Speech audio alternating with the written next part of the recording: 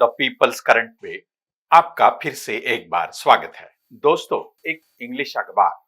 The Hindu में एक लेख प्रकाशित हुआ जो कांग्रेस की पूर्व राष्ट्रीय अध्यक्ष और वर्तमान में कांग्रेस संसदीय दल के नेता तथा राज्यसभा की खासदार श्रीमती सोनिया गांधी का एक लेख छपा हुआ है, जिसमें उन्होंने बीते 11 वर्ष केंद्र सरकार की जो नीतियां रही वो नीतियां 3C के दरमियान ही चल रही है। ये 3C क्या है? जो अंग्रेजी अद्याक्षर जो है सी, उसको लेकर ये 3C क्या है? सबसे पहले उन्होंने कहा कि सेंट्रलाइजेशन ऑफ पावर, सेंट्रलाइजेशन यानी सत्ता का पूरी तरह से केंद्रीकरण कर लेना। इस पर बीते 11 वर्ष से भाजपा की केंद्र सरकार कार्य कर रही है। दूसरा, जो कि इन्वेस्टमेंट है, कैपिटलाइजेशन जो है शिक्षण संस्थाओं का और किसी भी क्षेत्र का, उसमें जो इन्वेस्टमेंट है, कैपिटलाइजेशन जो है और उसका आउटसोर्सिंग जो है वो प्राइवेट क्षेत्रों से किया जा रहा है। तो ये जो कैपिटलाइजेशन है, कमर्शियलाइजेशन है उन संस्थाओं का, सारी सरकारी संस्थाएं, ये उस तरह उन्होंने दूसरे सी के अंदर ला दिया। और तीसरा सी जो है कि सारी संस्थाओं का, पाठ्य पुस्तकों का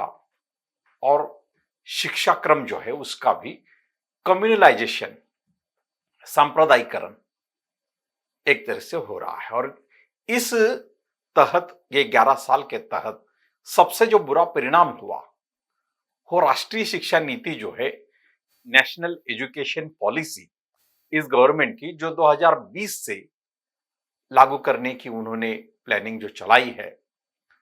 तो ये 3C को लेकर सोनिया गांधी ने अपने लेख में बहुत गंभीर आरोप किए हैं और यह भी कहा है कि शिक्षा पे इसका सबसे बुरा असर देखने में आ रहा है। तो ये इसके संदर्भ में वो कहते हैं कि शिक्षा नीति जो है या शिक्षा विभाग जो है वो कॉन्करेंट लिस्ट में आता है, यानी केंद्र और राज्य इनकी समवर्ती सूची में आता है। लेकिन 2019 से जो राज्य सरकार के अंतर्गत शिक्षा मंत्री है, उनकी कभी भी बैठक केंद्र सरकार ने नहीं बुलाई।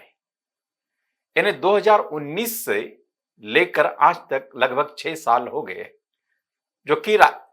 समवर्ती सूची में शिक्षा विभाग आता है, लेकिन केंद्र सरकार ने इस संदर्भ में कोई भी कदम नहीं उठाया, न राज्यों को विश्वास में लिया, न उनसे चर्चा की, न नई शिक्षा नीति को लेकर उनके साथ कोई भी बात या समझौता उन्होंने नहीं किया। इसका एक मतलब वो बताती है, सोनिया गांधी अपने लेख में बताती है कि यह सरकार केवल संवाद ही नहीं करती, बल्कि अपनी बात को इस तरह से वो लागू कर देती है कि मानो जिस तरह से उन्होंने शिक्षा, ये विभाग जो है जो संविधान के समवर्ती सूची में आता है, उसको पूरी तरह से उन्होंने केंद्र सरकार के अख्तियार में ले लिया है। तो इसके संदर्भ में कोई भी संवैधानिक पहल नहीं की गई और ये एक तरह से नेशनल एजुकेशन पॉलिसी, राष्ट्रीय शिक्षा नीति के तहत जिस तरह से उन्होंने व्यवहार और कार्य किया है, उसको देखते ये लग रहा है कि मानो उन्होंने शिक्षा, ये जो विषय है, जो समवर्ती सूची का विषय है संविधान में, उसको उन्होंने अपने कब्जे में ले लिया है। दूसरी बात वो कह रहे हैं कि जिस तरह से कमर्शियलाइजेशन हो रहा है संस्थाओं का, हम देख रहे हैं कि हर जो सरकारी विभाग होता है, जो पीएसयू होते हैं, पब्लिक सेक्टर्स के जो विभाग होता है, जो गवर्नमेंट का जो विभाग होता है, उसमें उसका जो प्राइवेटाइजेशन वो कर रहे हैं, जिस तरह से कमर्शियलाइजेशन, यानी प्राइवेटाइजेशन तो पहले से ही हो चुका है, लेकिन कमर्शियलाइजेशन जिस तरह से कर रहे हैं कि किसी भी विभाग के अंतर्गत, कोई भी सरकारी विभाग के अंतर्गत कोई नियुक्तियां या किसी कर्मचारियों की अगर भर्ती करना हो या उनको उस क्षेत्र में कार्य के लिए जो आपूर्ति करना है, तो इसके लिए जो आउटसोर्सिंग किया जा रहा है, उस आउटसोर्सिंग की कंपनियों के द्वारा और उनका सहभाग उनमें लिया जा रहा है। तो इसके तहत उन संस्थाओं का पूरी तरह से कमर्शियलाइजेशन, यानी सरकारी विभाग होता है, जिस सरकारी विभाग में लोगों के काम, लोगों के विकास से जुड़े हुए, लोगों के जीवन से जुड़े हुए जो सारे सरकारी जो कामकाज होते हैं, तो वो सारे काम आउटसोर्सिंग द्वारा, किसी प्राइवेट संस्थाओं द्वारा जो कर्मचारी भरे जाएंगे तो वो कर्मचारी के अधीन ही वो सब काम रहेगा और वो जो सरकारी विभाग है वो पूरी तरह से प्राइवेट क्षेत्र के हाथ में वो कार्यरत हो जाएगा। और ये बीते 11 साल से यही नीति चल रही है और इसका परिणाम भी अब बहुत बड़े पैमाने में नजर आ रहा है। उन्होंने इस बात को इस तरह से छेड़ा है, शिक्षा को लेकर उन्होंने बहुत गंभीर बात भी कही है कि वो कहते हैं कि सीएबीई जो विभाग है कि जिसमें केंद्र और राज्य दोनों सरकार के शिक्षा मंत्री एक साथ वो आना चाहिए, उनसे बात होना चाहिए, चर्चा होना चाहिए। लेकिन हमने पहले कहा 2019 से ऐसी कोई बैठक नहीं बुलाई गई और राष्ट्रीय शिक्षा नीति के प्रचार से वो इस तरह से इस बात को दिखाना चाहते हैं कि ये मानो कि राष्ट्र के विकास के लिए इस बात को लाया गया है। लेकिन असलियत में क्या है कि वो ये भी बात कहते हैं कि जिस तरह से शिक्षा नीति में राज्य सरकारों के विश्वास में नहीं लिया गया, तो इससे क्या है कि यह सरकार संवाद की भी कमी के साथ साथ धमकाने की भी वृत्ति सरकार में बढ़ गई है। अभी सोनिया गांधी जो कि उनकी बात को बहुत गंभीरता से लिया जाएगा देश में, ताकि बीते कुछ सालों से वो कभी कभार ही अपनी बात कहती है, लेकिन हाल में तो उन्होंने एक अंग्रेजी अखबार में अपना आर्टिकल लिख के इन बातों को कहा है और बहुत गंभीरता से उन्होंने कहा है कि शिक्षा नीति में पीएम स्कूल जो है, जो सीएबीए का जिस तरह से प्रावधान था उसको खत्म करके केवल पीएम स्कूल या पीएम श्री जो कि व्यवस्था आ रही है नई, उसमें वो करना चाहते हैं। जबकि सर्व शिक्षा अभियान के अंतर्गत ही इस शिक्षा में खर्चा होना चाहिए था या स्कूलों में जो भी निधि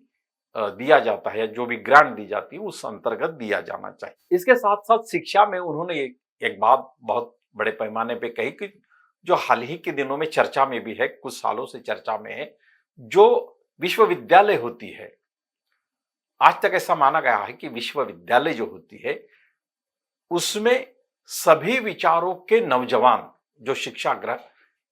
हासिल करते हैं वो नौजवान वहां पे अपने विचारों का प्रयोग करते रहते हैं। अलग अलग विद्यार्थी संगठन होते हैं, अपने अपनी विचारधारा के तहत कार्यरत करते हैं, अपने अपनी विचारधारा को लेकर वो शिक्षा में अपने विचार को वहां पर पेश करते हैं। वहां पर जो भी कार्यक्रम होते हैं वो चर्चा के द्वारा वहां पे होते हैं और हर कार्यक्रम उस अलग अलग विचारधाराओं के माध्यम से होते हैं। लेकिन अभी क्या हो गया कि विश्वविद्यालय में जो प्रकुलगुरु जो होते हैं, वहां के प्रकुलगुरु विश्वविद्यालय के होते हैं, तो उनकी जो नियुक्तियां होती है तो वो नियुक्तियां राज्य सरकार के अधिकारों से छीन ली गई है और उस पर पूरी तरह से केंद्र सरकार ने अपना अधिकार जमा लिया है। तो केवल केंद्र सरकार और राज्य के कुलपति जो कि राज्यपाल भी होते हैं, वो केंद्र के तहत या केंद्र की सूचनाओं के या केंद्र के आदेश या केंद्र से उनके मिले जुले संबंधों के आधार पर जिस तरह से नियुक्तियां कर रहे हैं उसको देखकर ऐसा लग रहा कि कहीं भी राज्य सरकारों का इसमें कोई हिस्सा रह नहीं गया, राज्य सरकारों को कोई अधिकार नहीं रहेगा। ये इस तरह से पूर्व कांग्रेस अध्यक्ष जो है सोनिया गांधी, इन्होंने ये भी आरोप लगाया है कि नई शिक्षा नीति जो है उसका शिक्षा में जो प्रणालीकरण व्यावसायीकरण जो कर दिया गया है कि देश के गरीबों को सार्वजनिक शिक्षा से लगभग बाहर कर दिया है और उच्च शिक्षा को लेकर ये जो प्रोपोगंडा चल रहा है जो कि केवल समाज के गिने चुने वर्ग के लिए, गिने चुने लोगों के लिए वो शिक्षा नीति अब हो जाएगी, क्योंकि वो कहते हैं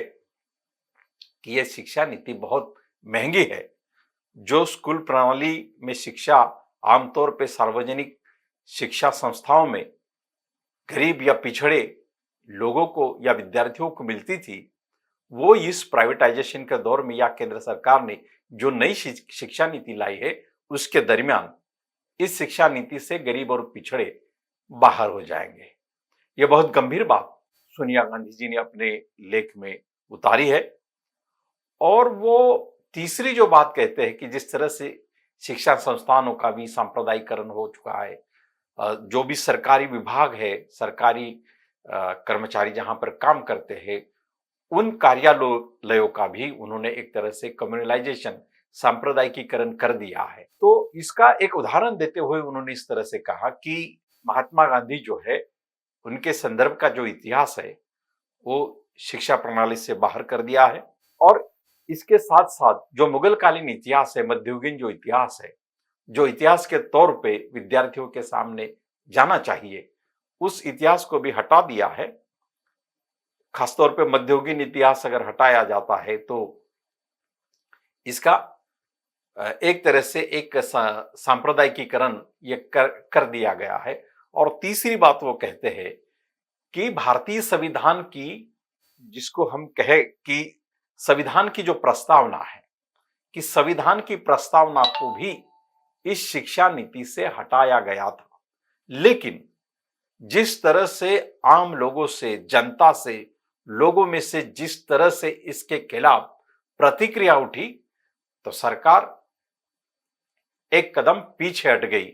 और उन्होंने संविधान की प्रस्तावना को शिक्षा क्रम में समाविष्ट कर लिया है। तो ये बात कहकर सोनिया गांधी जी ने बहुत समय के बाद भारतीय लोगों से एक तरह से संवाद करने की एक प्रक्रिया चलाई है। भले ही उनका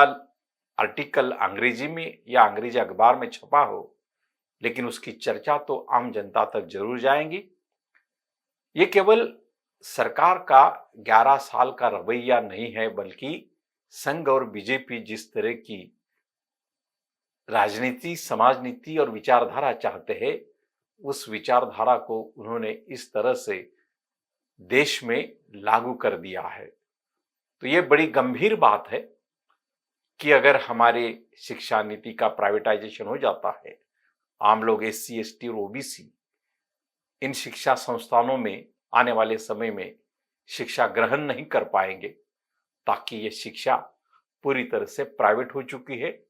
वो कमर्शियलाइजेशन हो गया है और पूरी तरह से वो मुनाफा कमाने के लिए उसमें शिक्षा दी जाएगी। तो ये बात हमें पुनः सोचना होगा कि जिस तरह से